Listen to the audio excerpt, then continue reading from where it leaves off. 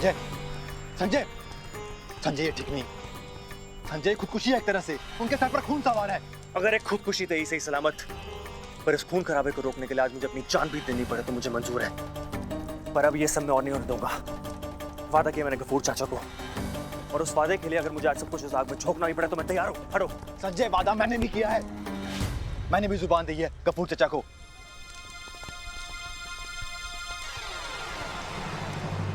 लेकिन ये वाजिब तरीका नहीं है इस वादे को निभाने का। अरे जानबूझकर अपनी जान को खतरे में डालना, अपनी जान गंवाना, ये सही नहीं है। संजय, संजय मेरी बात सुनो। संजय, संजय, रुक जाओ, रुक जाओ। अरे संजय भाई क्यों रोक रहे हो? काट देंगे उन लोगों को। अब देख नहीं रहे कितना नुकसान हो गया हमारा। उन लोगों से बदला तो हम लेके ही रहेंगे, खून का बदला खून से। और आप रोक रहे हैं? मैं आप? अरे आपने तो हमें शाबाशी देनी चाहिए, हम ये सब कर रहे हैं।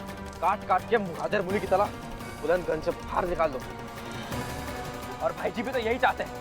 चलो दोस्तों। रुको, रुको, देखो मेरी बात सुनो।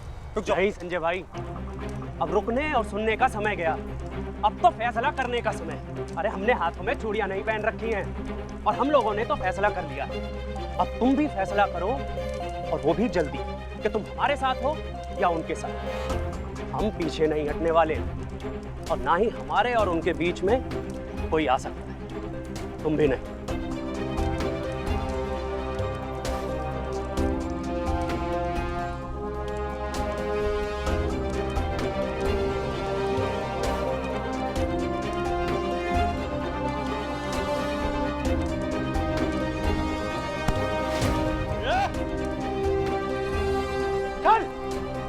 चल, ये देखो, डाल लो अपने दिल की भड़ास।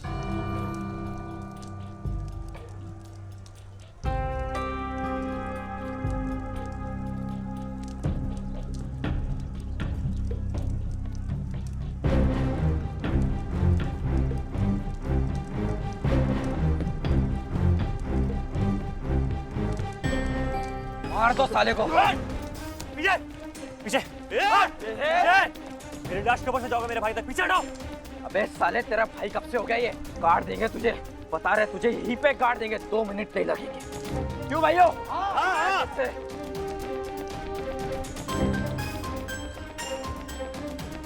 ठीक है, तुम्हें खून चाहिए, बदला चाहिए तुम्हें। एक निहत्थे को मारकर अगर तुम्हारा बदला और तुम्हारी मर्दानगी तुम्हें शाबाशी देती तो यही सही, लेकिन इसे छूने से पहले तुम्हें मुझे मारना होगा। जो तुम्हारे सर पर इतना खून सवार ही है तो क्या फर्क पड़ता है? अपने को मारो या पराये को? आओ, मारो मुझे। कौन मारेगा? तुम मारोगे? क्या तुम? क्या तुम? मारो, खड़ा तुम्हारे सामने। मार डालो इसे भी, इसका दिमाग खराब हो गया। मार डालो, मार डालो साले को। अब ये हमारा नहीं रहा, ये भी इनके साथ हो गया है। मार डालो साले को। मार डालो मुझे भी, लेकिन उससे पहले मेरी एक बात सुन लो। उसका जो तुम्हारा फैसला मुझे मंजूर है। जिस भाई जी की तुम बात कर रहे हो, जिस भाई जी के आदेश पर तुम ये सब कर रहे हो, वो भाई जी जड़ है सबकी। ये दंगे झगड़े सब उनकी चालें हैं, और उस खान की। और जानते हो ये सब क्यों कर रहे हैं वो? अपने राजनीतिक फायदों के लिए, अपने वोट बैंक के लिए। क्या मिलता है हमें इन सबसे? कुछ भी नहीं मेरे भाइयों, सिर्फ नफरत। क्या यही देना चाहते हो अपनी आगे आने वाली पीढ़ी को? नहीं ना। एक शहर के जलने से, बर्बाद होने से किसका फायदा हुआ है? हमारा तो नहीं। हाँ, हुआ है तो लाखों का नुकसान। बीमार अस्पताल तक नहीं पहुंच पाते हैं, राशन की दुकानें लूट ली जाती हैं। किसकी दुकानें थी वो? खान की या भाई जी की? नहीं ना, वो हमारी दुकानें थी। छोटे छोटे बच्चों के पास खाना नहीं है, दूध नहीं है, स्कूल बंद पड़े हैं। अरे इतने दिनों, इतने महीनों के बाद ये शहर ठंडा हुआ था और फिर से आग भड़का दी गई। किसने भड़काई आग? किसने लगाई चिंगारी? वो खान और भाई जी ने।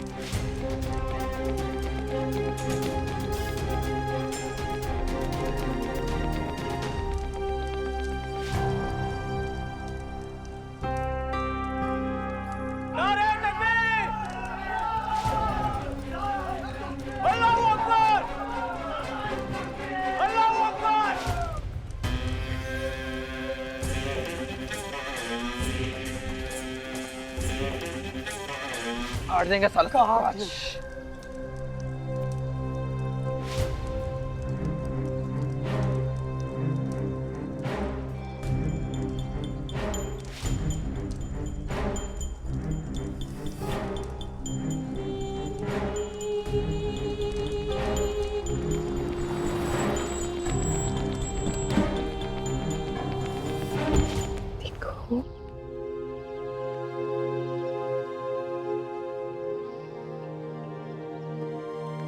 तारा, अरे दीदी आप क्यों आई उठ के?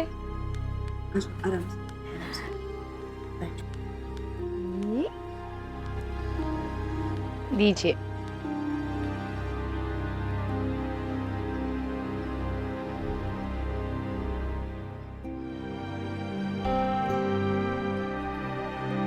अच्छा, आप लोग चाय पियेंगे ना?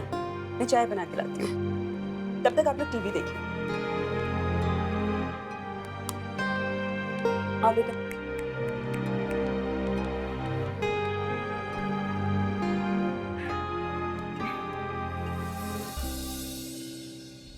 नमस्कार, जैसा कि आप देख रहे हैं इस समय हम बुलंदगंज से सीधी तस्वीरें आपको दिखा रहे हैं। बुलंदगंज एक बार फिर से दंगों की आग में झुलस रहा है दोस्तों। कुछ समय अमन और शांति बने रहने के बाद एक बार फिर से माहौल दहशत का है। यहाँ पर लूटपाट और खून खराबे के इर्द गिर्द मंडरा रही हैं ये सारी हरकतें। दोस्तों, मैं आपको दिखा रहा हूँ दो समुदाय जो एक दूसरे के आमने सामने हैं, अपने हाथों में हथियार लिए हुए, एक दूसरे के खून के प्यासे। मैं लिए चलता हूँ आपको इन दोनों गुटों के बीच में बने हुए तनाव की तरफ। आइए चले मेरे साथ।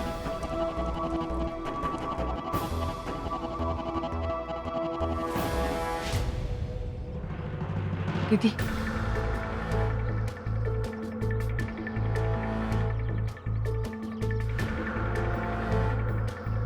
ये दोनों कर क्या रहे हैं? दीदी, चाय चढ़ा दी है, बस कुछ ही देर में तैयार हो जाएगी। ये तो वही है जिन्होंने 4 महीने पहले हमें दंगों में बचाया था। और ये सलामत भाईजान इनके साथ क्या कर रहे हैं? तो वो आप थी जीनत? हाँ, आप जानती हैं ना? हाँ, ये हमारे परिवार का हिस्सा है।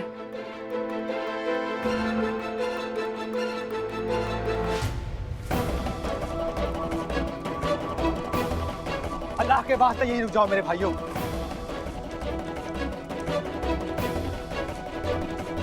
हमें कुछ हासिल नहीं होगा इस मारकाट से। अरे अमन का रास्ता ही अल्लाह का रास्ता है। हमारे खान साहब जिस जिहाद का फरमान वो हमें सुना रहे थे ना, उनका कोई वास्ता नहीं है ना अल्लाह से ना कुरान से। अरे मैं भी उनकी बातों में आ गया था, बहक गया था मैं, और आप लोग भी वही गलती कर रहे हो। हमें एक ना होने देने की शुरू से उनका यही मकसद था, उस खान का और उस भानु प्रताप का। अरे ये उन दोनों की मिली भगत है कि शुरू से ही हमारा शहर इस दंगों की आग में जल रहा है। ये उनके सियासी मंसूबे हैं। अरे उन्हें कोई फर्क नहीं पड़ता है कि हमारा अंजाम क्या होगा। अरे उन्हें फर्क पड़ता है इस शहर की अमन और शांति से, जिसे वो चाहते ही नहीं है। मेरे भाइयों, आंखें खोलो और याद करो लिखे हुए कुरान के उन अल्फाजों को, और बताओ मुझे कि कहाँ लिखा है कि गैर मजहब के लोग हमारे दुश्मन हैं। और वो कौन सी आयत है जो ये कहती है कि खत्म कर दो गैर मजहब को, कत्लेआम कर दो और खुश रखो अपने ऊपर वाले को। बताओ मुझे, बोलो।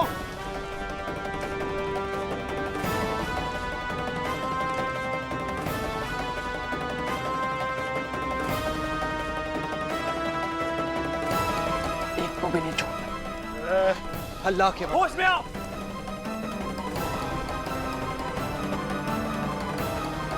अपनी आंखें खोलो और देखो अपने आसपास, किसे काट रहे हो, किसे मार रहे हो। अरे इन्हीं के साथ उम्र गुजारी है तुमने। हम सबके बच्चे एक साथ स्कूल जाते हैं। दुनिया का कोई धर्म हमें लड़ाई झगड़ा करने नहीं सिखाता। अरे मजहब नहीं सिखाता है आपस में बैर करना। और बैर का बीज वो होता है जिसके इरादे नापाक होते हैं, और ये बीज जब बड़ा होता है ना तो पेड़ बनता है और उस पे फल लगते हैं, और वो फल होते हैं कांटे, जिसे आप और हम खा नहीं सकते हैं। और ये सियासी लोग अपने मतलब के लिए उन कांटों को चबोते हैं तुम्हारे और हमारे दिल में, और उन कांटों की टीस आज दोनों तरफ दिख रही है। क्यों एक दूसरे को खत्म करके हम उसकी मदद कर रहे हैं जिससे हमारा कोई लेना देना है ही नहीं, ना हमारी खुशी से ना हमारे दुख से। आज जिन्हें तुम अपना दुश्मन समझ रहे हो ना, और ये हथियार तान कर खड़े हो, जरा देखो उनकी शक्लें क्या अलग है तुमसे। क्या लिखा है उनके चेहरों पर कि हमारे मजहब के नहीं है, वो इंसान नहीं है, हमारे अल्लाह की औलाद नहीं है। जब खून का रंग एक है तो किसने हक दिया भाई जी और खान को ये तय करने के लिए कि दो धर्मों के लोग साथ में नहीं रह सकते। मेरे भाइयों, ये याद रखो, इंसानियत से बड़ा कोई धर्म नहीं है। धर्म के नाम पर अपनी दुकान चलाने वालों के हाथों भगवान के रास्ते से मत भटको। अपने मन की सुनो, अपने भगवान से पूछो वो क्या चाहते हैं, तब तुम्हें तुम्हारी अंतरात्मा की आवाज सुनाई देगी। अरे भगवान और अल्लाह तो मंदिर और मस्जिदों से पहले हमारे दिल में बसते हैं। जैसे उनकी आवाज मेरे कानों तक पहुंची है वैसे तुम भी उनकी आवाज सुनो। हाथ जोड़ के आप लोगों से मिलती है, आज इंसानियत को बख्श दो मेरे भाइयों।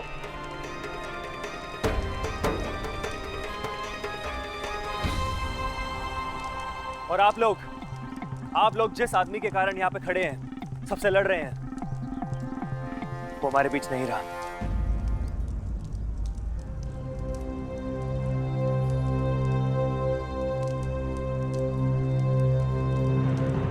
और आप लोग, मैं आपसे जानना चाहता हूं कि आप लोग जानते हैं उसे, पहचानते हैं उस आदमी को कि बस चल दिए दूसरे धर्म के आदमी को मारने के लिए, जिस आदमी को उस भानु प्रताप ने और खान ने अपनी सियासी फायदे के लिए रात के अंधेरे में बेरहमी से मार दिया।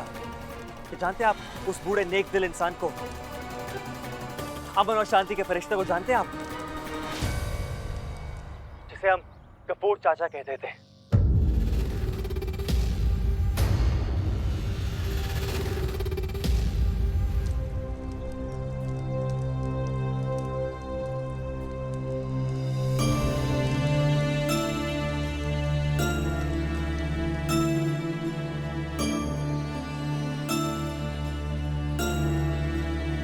चाचा कौन है?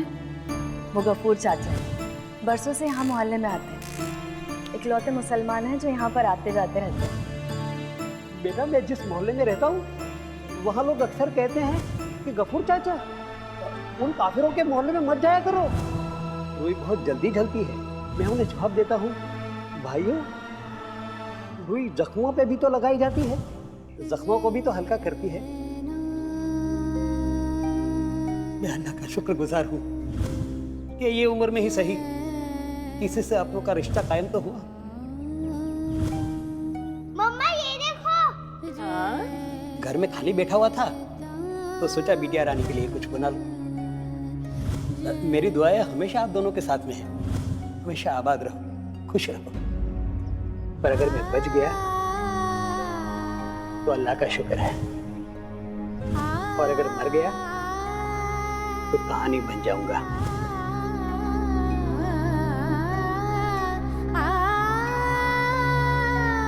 अगर आप गफूर चाचा को जानते होते तो यूं तलवारें लेके आप एक दूसरे के खून के प्यासे नहीं होते। ये सुनकर एक बात तो पक्की है कि हमारे बुलंदशहर शहर में अच्छी हवा चल रही है। अंधेरे के बाद उजाला का सूरज कभी ना डूबने पाए, इंशाअल्लाह। क्योंकि उस आदमी का कोई धर्म नहीं था, अगर था तो वो सिर्फ था इंसानियत। उनको हर एक से प्यार था।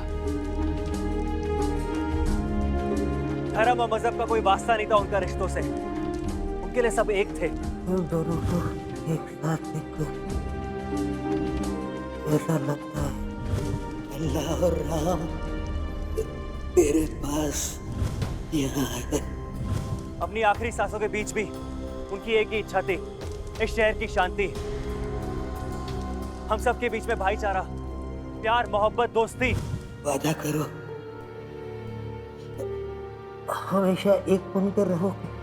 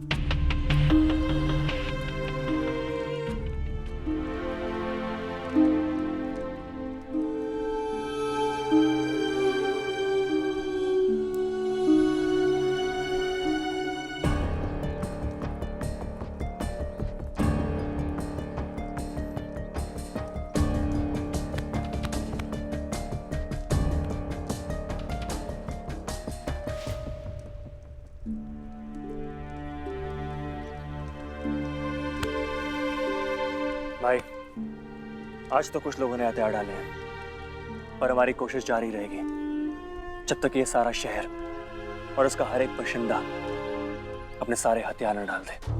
अभी बुलंदगंज को हमें अमन का शहर बनाना है।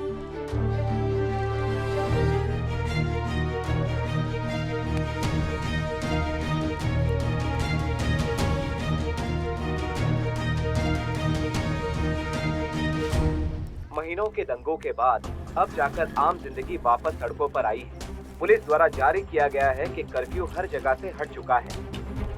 शहर बुलंदगंज की चहल पहल इस बात को सुनिश्चित कर रही है कि अब सब तरफ शांति का वातावरण लौट आया है। ये रहा आपका दूध, वीर। खाओ, जल्दी खाओ। नहीं मामा, मुझे नहीं खाना, मम्मा आएगी बाद में खाऊंगी। बच्चे, मम्मा बस पहुंच ही रही होगी, और वो भी बेबी को लेकर।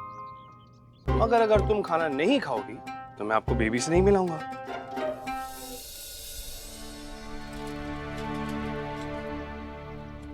समीर भैया,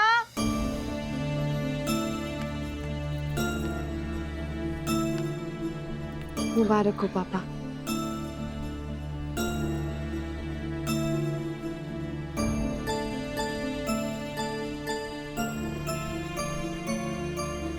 दरा, मैं तुम्हारा शुक्रिया था कैसे करूं? Thank you so much. मम्मा,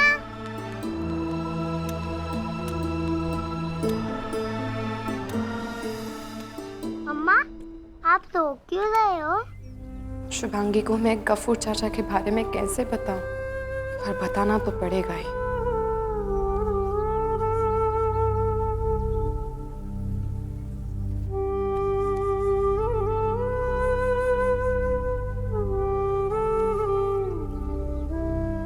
हमारे गफूर चाचा है ना,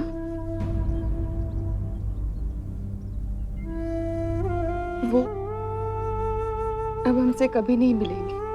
कभी नहीं? उनका टंग टंग भी नहीं बजा पाऊंगी।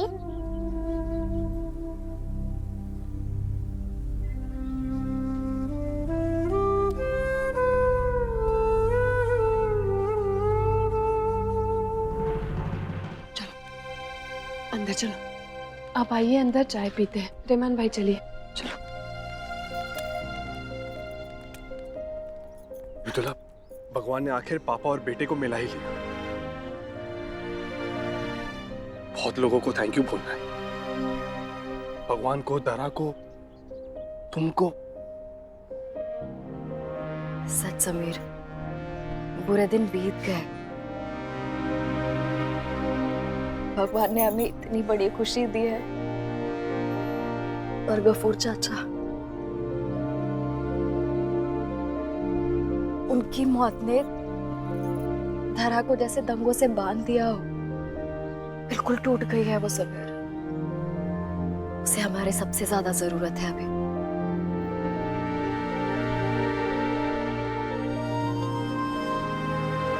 चलिए अंदर चलें।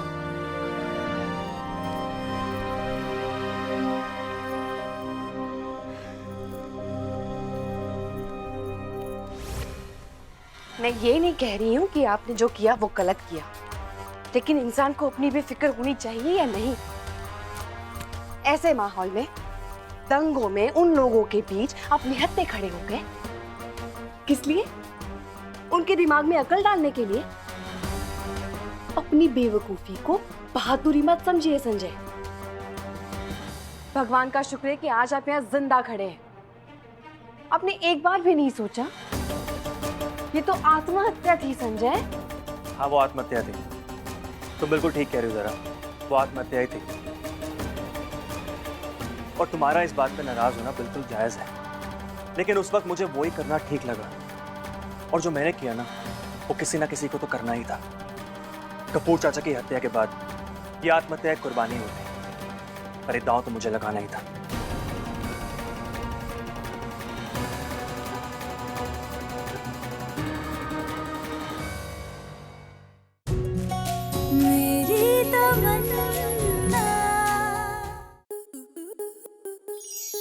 आपके मनोरंजन पर अब नहीं लगेगा कोई ब्रेक।